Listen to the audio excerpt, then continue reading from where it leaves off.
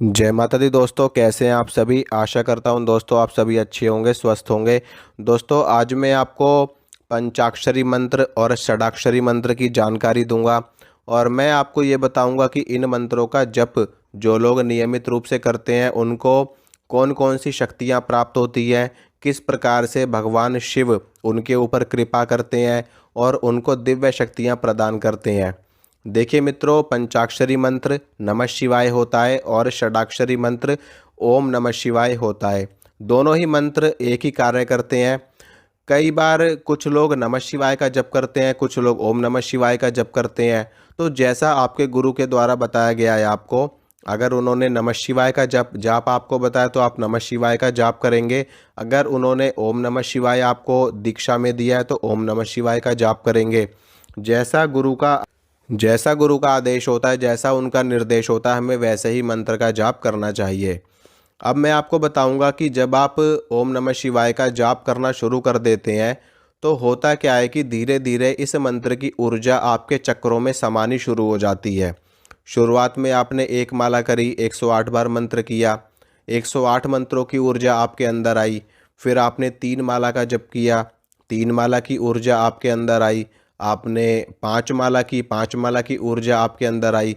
इसी प्रकार से जितने मंत्रों का जाप आप करते चले जाते हो उतने मंत्रों की ऊर्जा आपके अंदर समाती चली जाती है और वो ऊर्जा आपके अंदर धीरे धीरे करके ऐसी गुण, ऐसी शक्तियाँ, ऐसे लक्षण आपके अंदर प्रकट होने लगते हैं कि जिनसे आप मानव से महामानव बनना शुरू हो जाते हो।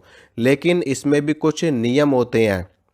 मंत्रों का जप करने का भी कुछ विधान होता है, कुछ नियम होते हैं। वो नियम भी, वो विधान भी गुरु के द्वारा बताए जाते हैं। जैसा आपके गुरु ने आपको बताया आपको वैसे ही जप करना चाहिए। लेकिन मैं यहाँ पर आपको एक सामान्य नियम बता देता हूँ कि अगर आपके पास कोई योग्य गुरु नहीं है तो आप इन नियमों का पालन करके भी अगर आप ओम नमः शिवाय का जाप करते हैं तो भी आपको सर्व सिद्धि प्राप्त हो जाएंगी और दिव्य शक्तियाँ आपको प्राप्त हो जाएंगी और भगवान शिव आपके ऊपर कृपा करेंगे और आपके अंदर ऐसी दिव्यता आ जाएगी कि आप हजार लोगों में भी अलग से ही पहचाने जाएंगे। ऐसे आपके अंदर गुण, ऐसे आपका व्यवहार, ऐसा आपका स्वभाव आपका हो जाएगा कि हजारों लाखों लोगों की भीड़ में भी आप अलग ही पहचाने जाएंगे। तो होता क्या है कि कुछ नियम जो सामान्य नियम होते हैं कि अगर आप डेली रूटीन में ओम नमः शिवाय का जप कर रहे हो या फिर नमः शिवाय का जप कर रहे हो तो डेली रूटीन की मैं आपको बता रहा हूँ कि अगर आप अविवाहित हैं आपकी शादी नहीं हुई है, आप अविवाहित हैं, तो आपको निश्चित रूप से ब्रह्मचर्य का पालन करना पड़ेगा। ठीक है, इसमें आप कुछ लोग, कुछ लड़के ऐसे होते हैं, कुछ लड़कियां ऐसी होती हैं जो गर्लफ्रेंड बॉयफ्रेंड बनाते हैं। तो अगर आप साधना के क्षेत्र में हैं, आप भक्त हैं, तो इस तरह की चीज़ों को बिल्कुल भी आपको नहीं करना है। पूरी तरीके से इन चीज़ों को आपको अवॉइड कर देना है। अगर आप वाकई में कुछ बनना चाहते हैं, आपको दिव्य शक्तियाँ प्राप्त करनी है, तो ब्रह्मचर्य आपके लिए अनिवार्य है अगर आप अविवाहित हैं। ठीक है, दूसरा नियम ये है कि अगर आप शादीशुदा हैं, आप विवाहित हैं और आप डेली रूटीन में मंत्र का जप कर रहे हैं तो वहाँ पर आपको ब्रह्मचर्य की आवश्यकता नहीं पड़ती है। ठीक है, ब्रह्मचर्य की आवश्यकता जो विवाहित लोग हैं उनको कब पड़ती है, जब वो अनुष्ठान करते हैं। जब वो 11 दिन का अनुष्ठान करते हैं, 21 दिन का अनुष्ठान करते हैं या फिर 41 दिन का अनुष्ठान करते हैं तो वहाँ पर उनको ब्रह्मचर्य की अनिवार्यता पड़ती है, यानी कि वहाँ उनको ब्रह्मचर्य रखना पड़ता है। बाकी सामान्य दिनों में उनको ब्रह्मचर्य की आवश्यकता नहीं है। या फिर अगर वो कोई व्रत कर रहे हैं, कोई उपवास कर रहे हैं, कोई विशेष दिन उन्होंने कुछ संकल्प लेकर के कर रखा है तो उस दिन उनको ब्रह्मचर्य की ज़रूरत पड़ेगी। ठीक है, अब इसके बाद में दूसरा नियम ये होता है कि आप जितना ज़्यादा शुद्ध और सात्विक रह सकें उतना ज़्यादा आपको रहना है। यानी कि आपको मांस, मदिरा, अंडा, मीट, शराब, इन सभी चीज़ों को छोड़ देना है, त्याग देना है एकदम जड़ से। बीड़ी, सिगरेट कुछ भी आपको नहीं लेनी है। फिर भी अगर आप, जैसे कि आप अगर स्मोकिंग वगैरह करते हैं, आप बीड़ी पीते हैं, आप सिगरेट पीते हैं तो आप इनको पी सकते हैं।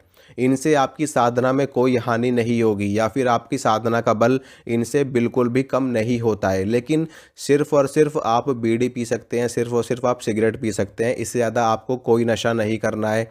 आपको अंडा, मीट, शराब ये तो बिल्कुल छूना तक नहीं है आपको। ठीक है। और तीसरा नियम क्या है कि आपको जितना ज़्यादा हो सके अपने जो इष्ट हैं, जैसे कि भगवान शिव का आप जप कर रहे हो ओम नमः शिवाय का, तो आपको ज़्यादा से ज़्यादा शिव मंदिर आपको जाना है, यानी कि कम से कम हर सोमवार को तो आप जाइए ही जाइए। और अगर आप डेली डेली भगवान का दर्शन कर सकते हैं, भगवान शिव का उनका अभिषेक कर सकते हैं, उनको जल अर्पित कर सकते हैं, तो बहुत उत्तम है। नहीं तो सोमवार के सोमवार आपको ज़रूर जाना है। अगर पास में कोई मंदिर है तो हर सोमवार को जाइए। अगर आप किसी दूर मंदिर में जाते हैं तो महीने में एक बार आपको जाना ही जाना है वहाँ पे। ठीक है, ये चीज़ आपको करनी है।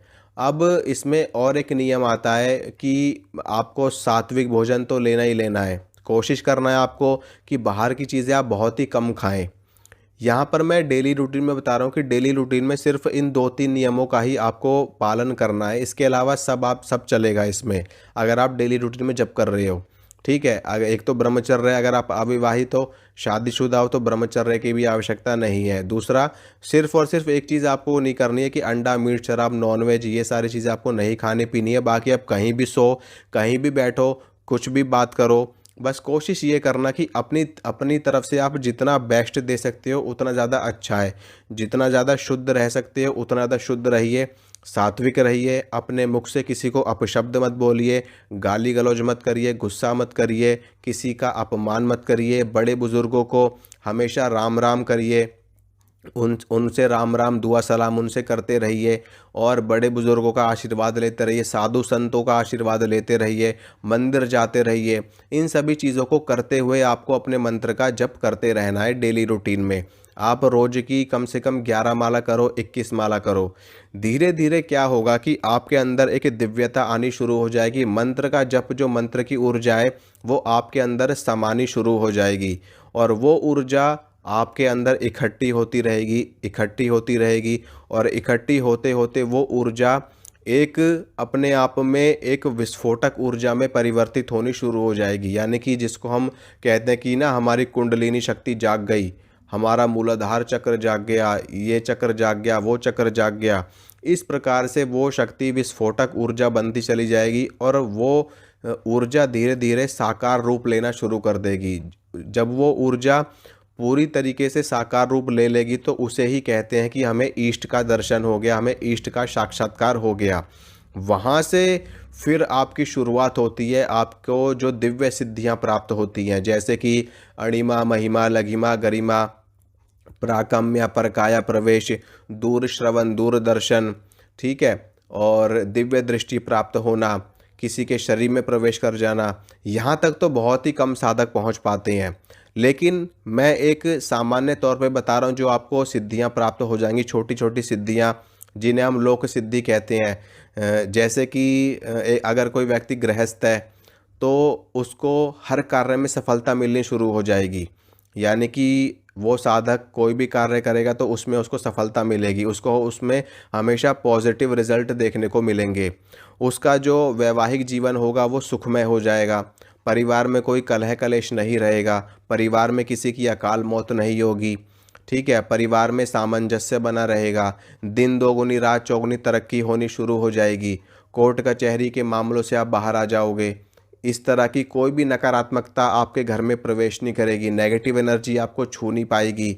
तो ये जो सामान्य तौर पे साधकों को, जो गृहस्थ साधक होते हैं, जो सिर्फ और सिर्फ एक नियम से मंत्र का जप करते हैं कि हमें तो रोज़ 11 माला करनी ही करनी है, 21 माला करनी ही करनी है, तो ये सामान्य सिद्धियां जो होती हैं वो साधक को मिलनी शुरू हो जाती हैं, जिन्हें हम कहते हैं मनोकामना सिद्धि, कामना सिद्धि। और जो हमारी दैहिक दैविक जीवन में जो हमें समस्याएं आ रही है उनसे आपको छुटकारा मिलना शुरू हो जाएगा। वो तो महासिद्धियां हैं, वो महासिद्धियां तो सिर्फ और सिर्फ सन्यासियों को प्राप्त हो पाती हैं, जो महात्यागी होते हैं उनको प्राप्त हो पाती है। जिन्होंने भोजन का त्याग कर जो लोग भोजन का त्याग कर देते हैं, ठीक है, और अन्न जल का त्याग कर देते हैं और महासमाधि में लीन है, उन साधकों को वो दिव्य सिद्धियां प्राप्त होती हैं। बाकी जो सामान्य साधक हैं, जो साधना करते हैं, सिंपल लाख सवा लाख जप कर लिया, 5 लाख जप कर लिया, 11 लाख जप कर लिया, उनको इस तरह की सिद्धियां प्राप्त होती है। लेकिन फिर भी इसमें आपको पूर्वाभास वाली सिद्धि प्राप्त हो जाती है। अगर आप सामान्य साधक भी हैं तो आपको पूर्वाभास, यानी कि कोई बुरी घटना होने वाली होगी तो उसका आभास आपको हो जाएगा। ठीक है, कुछ अच्छा होने वाला होगा तो उसका आभास आपको पहले से ही हो जाएगा। कोई व्यक्ति आपके पास है आया है, कोई परेशान है, कोई दुखी है, उसके बारे में आपको जानकारी प्राप्त हो जाएगी स्वतः। आपको देव दर्शन होना शुरू हो जाएगा, सपने में आपको देवी देवताओं के दर्शन होने शुरू हो जाएंगे, भगवान शिव के दर्शन होंगे, उनके गणों के दर्शन होंगे, उनकी शक्तियों के दर्शन आपको होने शुरू हो जाएंगे। और आपको स्वप्न में मार्गदर्शन मिलना शुरू हो जाएगा। और ये भी हो सकता है कि भगवान शिव के आशीर्वाद से, उनकी कृपा से कोई आपको उनका गण प्राप्त हो जाए, उनका दूत आपको प्राप्त हो जाए, उनका उनका कोई रक्षक, उनका कोई सेवक आपको प्राप्त हो जाए, जो हर पल हर क्षण आपकी सुरक्षा करे, आपको मार्गदर्शन दे, आपको जानकारी दे, आपको बताए कि आपको ऐसे रहना है, ऐसे कार्य करना है। इस तरीके की चीज़ें आपको जो सामान्य साधक होते हैं उनको प्राप्त होनी शुरू हो जाती है। ठीक है, तो ये सब आपको तभी प्राप्त होगा जब आप ओम नमः शिवाय का निरंतर जप आप करेंगे। नमः शिवाय, ओम नमः शिवाय। इसमें आपको जप करना पड़ेगा काफ़ी समय तक, रोज की मालाएं करिए, साल 2 साल 3 साल आपको जपना पड़ेगा मंत्र, 4 साल, मतलब कि जपते रहिए, धीरे धीरे करके एक एक सिद्धि आपको प्राप्त होती चली जाएगी। लेकिन मंत्र पे विश्वास रखना, अपने इष्ट पे विश्वास रखना, अपने गुरु पे विश्वास रखना, तो आपको ये सभी चीज़ें सुलभ हो जाएंगी और जल्दी हो जाएंगी।